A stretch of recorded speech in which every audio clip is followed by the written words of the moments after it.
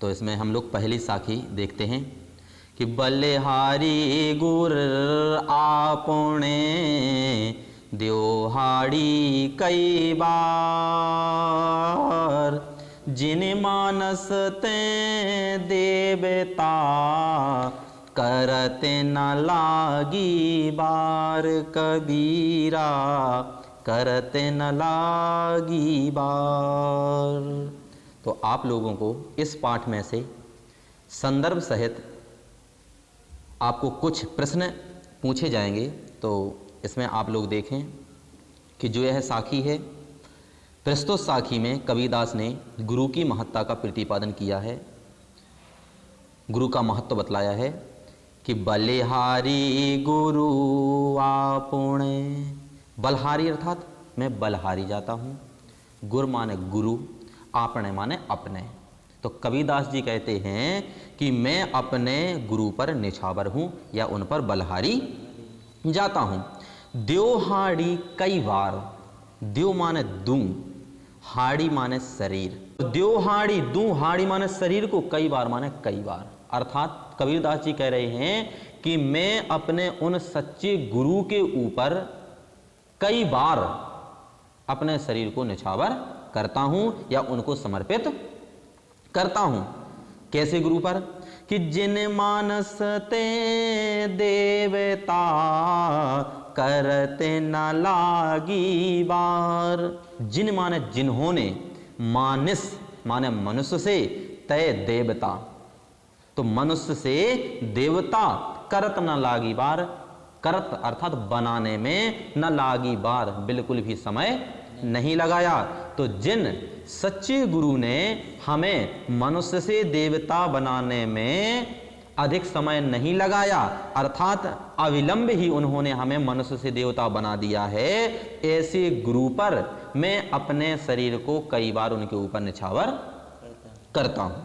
साखी सतगुरु की महिमा अनंत, अनंत किया उपगार, लोचन अनंत उघाड़िया, अनंत दिखावन हार, कबीरा अनंत दिखावन हार।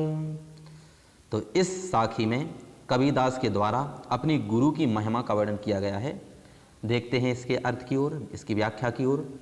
सतगुरु की महिमानत, जो हमारे सच्चे गुरु हैं उनकी महिमा कैसी है? अनंत है। अनंत माने अनंत है। तो सतगुरु की महिमा अनंत, अनंत किया उपगार, उपगार अर्थात उपकार। तो उन्होंने हमारे ऊपर क्या किए हैं? अनंत उपकार किए हैं। तो सतगुरु की महिमा अनंत, सच्चे गुरु की महिमा कैसी है? अनंत है। और अनंत किया उपकार, और उन्होंने मेरे ऊपर अनंत उपकार किए हैं। अब कौन सा सबसे महत्वपूर्ण उपकार किया है? तो लोचन अनंत उघाड़िया, लोचन मतलब नेत्र, अनंत माने अनंत, उघाड़िया माने खोल दिए हैं।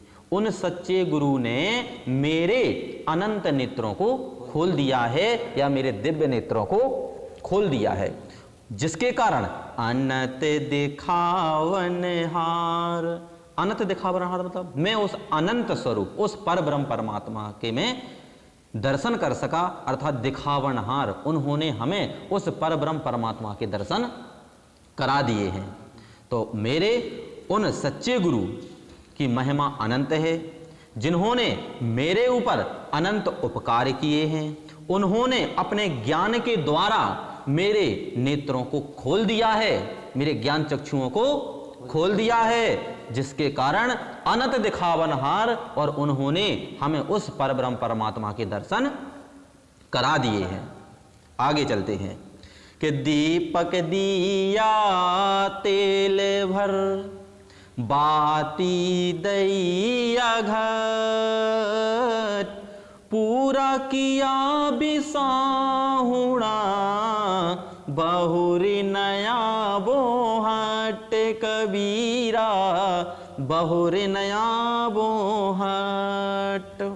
अब कबीरदास जी इस साखी में शिष्य पर गुरु द्वारा प्रदत्त जो ज्ञान है उसका क्या प्रभाव पड़ा, तो इसके बारे में वो इसमें लिखते हैं। दीपक दिया तेल भर, उन्होंने हमें दीपक दिया, तेल भर उसमें तेल डाला, बाती दई अघट, बाती दी और कैसी बाती, अघट कभी ना घटने वाली, कभी ना घटने वाली उन्होंने हमें क्या दी, बाती दी।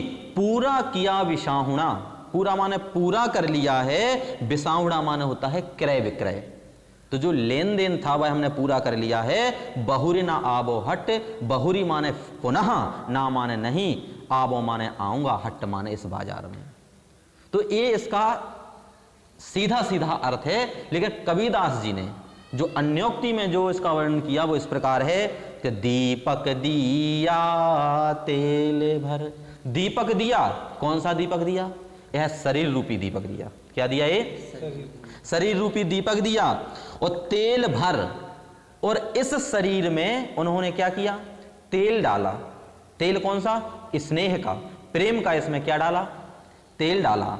तो उन परब्रह्म परमात्मा ने हमें यह शरीर रूपी दीपक दिया और उसमें प्रेम रूपी तेल डाला, और बाती दैया घट, और कभी ना घटने वाली हमें ज्ञान रूपी बाती प्रदान की, बाती डाल दी उस दीपक में। और जिसके कारण जब हमें हमारे पास दीपक होगा, उसमें तेल होगा और एक बाती होगी, अर्थात हमारा शरीर होगा, उसमें प्रेम रूपी तेल होगा और ज्ञान की बत्ती होगी, तो निश्चित रूप से प्रकाश होगा। जब प्रकाश होगा तो हमारा जो अज्ञान रूपी अंधकार है वह हमेशा के लिए नष्ट हो जाएगा। और जैसे ही जब अज्ञान नष्ट होगा, हमें ज्ञान की प्राप्ति होगी, तो हमारा जो क्रय विक्रय है, जो लेन देन है, जो हिसाब किताब है, वह हम पूरा कर लेंगे। और फिर जब इतना कुछ होगा तो हम उस परब्रह्म परमात्मा में लीन हो जाएंगे। और अब हमें यहाँ पर पुनः यह क्रय विक्रय करने के लिए, लेन देन करने के लिए, सांसारिक बाधाओं में उलझे रहने के लिए हमें दोबारा इस बाजार में नहीं आना होगा। ठीक है, चलो आगे बढ़ते हैं। नारायण जी, बूढ़े थे परे उबोरे, गुर की लहर चमक, भेरा देखा जर्जरा, उतरे पड़े फरंग के कबीरा, उतरे परे फरंग। बूढ़े थे पर उबोरे, तो इस पंक्ति में गुरु की कृपा से क्या प्रभाव पड़ता है उसके बारे में कबीरदास जी कहते हैं कि बूढ़े थे पर उबरे, बूढ़े थे अर्थात डूबे हुए थे, पर उबरे परंतु निकल आए। गुरु की लहरे चमक, गुरु माने गुरु की लहरी, गुरु की जो लहरें हैं उसकी हमें क्या लगी, चमक माने चमक लगी। भेरा देखा जर्जरा, भेड़ा माने जिस नाव में मैं बैठा हुआ हूं, भेड़ा माने नाव होती है जो काठ की नाव बनाई जाती थी पहले, तो उसको भेड़ा कहते हैं। तो भेरा देखा जर्जरा, जर्जरा मतलब छिन्न भिन्न, टूटा फूटा। उतरे पड़े फरंक, उतरी माने उतर, पड़े माने पड़े, मैं तुरंत वहां से उतर पड़ा, फरंक माने तुरंत, और मैं तुरंत वहां से उतर गया।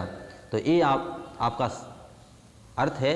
अब जो कबीरदास ने अपने भाव व्यक्त किए इसमें, वो इस प्रकार से किए कि बूढ़े थे पर उबोरे, बूढ़े थे माने डूबे हुए थे। कहां डूबे हुए थे, इस संसार सागर में।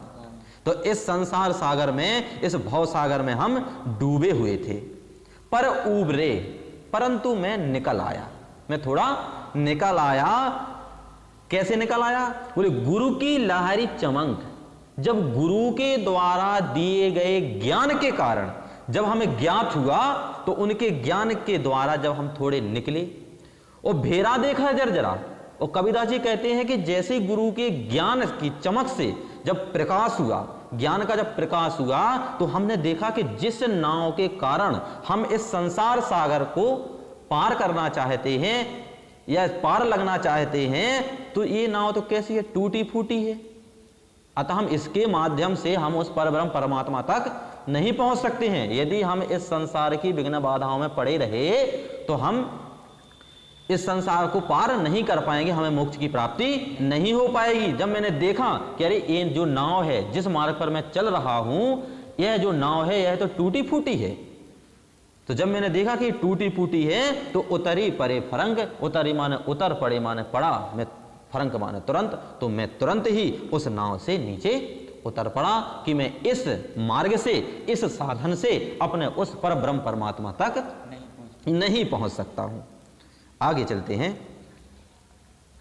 चिंता तो हरि नाव की और न चिंता दास, जे कुछ चितवे राम बिन, सोई काल की पास, कबीरा सोई काल की पास। अब इस साखी में कबीरदास जी सच्चे सेवक एवं साधक के गुणों का वर्णन कर रहे हैं। तो देखते हैं, कहते हैं चिंता तो हरि नाव की। कबीरदास जी कह रहे हैं चिंता माने चिंतन, तो माने तो हरि नाव की। मैं केवल उस पर ब्रह्म परमात्मा के नाम का चिंतन ही करना चाहता हूं, और न चिंता दास। और दास माने कबीरदास जी कहते हैं कि मुझे दास के लिए और किसी का चिंतन नहीं करना है, मुझे केवल चिंतन करना है। तो किसका करना है? उस पर ब्रह्म परमात्मा का। तो चिंता तो हरि नाव की, चिंता तो हरि नाव की, और न चिंता दास। अब वो कह रहे हैं कि जे कुछ चितवे राम बिन, जे माने जो, कुछ माने कोई, जो कुछ व्यक्ति चितवे माने चिंतन करते हैं राम बिन, राम के बिना अन्य वस्तुओं की, अन्य ईश्वर की, अन्य लोगों की। तो जे कुछ चितवे राम बिन, जो उस परब्रह्म परमात्मा से अन्य का चिंतन करता है, सोई काल की पास। ऐसे प्राणी निश्चित रूप से काल की फांस में फंस जाते हैं, बंध जाते हैं। तो कबीरदास जी कहते हैं कि हरि के सच्चे सेवक ईश्वर का ही चिंतन करते हैं, वे अन्य किसी वस्तु की चिंता नहीं करते हैं। वे इस बात को भली प्रकार जानते हैं कि ईश्वर का स्मरण करने के अतिरिक्त अन्य सभी चिंतन मृत्यु के समान बंधनकारी हैं। ऐसे व्यक्ति मृत्यु के बंधन में बंध जाते हैं। आगे चलते हैं। तू करता तू भया, मुझे में रही ना हूं, बारी फेरी बली गई, जित देखूं तित तुम, कबीरा जित देखो तित तुम। तो प्रस्तुत पंक्ति में जो कबीरदास जी हैं वह परब्रह्म परमात्मा के नाम का वर्णन करते हुए कह रहे हैं कि तू करता तू भया, हे प्रभु तू करता तू भया, मैं तेरा, यह तेरा, वह तेरा, सब कुछ तेरा, इस प्रकार का कहता हुआ तू भया, मैं भी तेरा ही हो गया।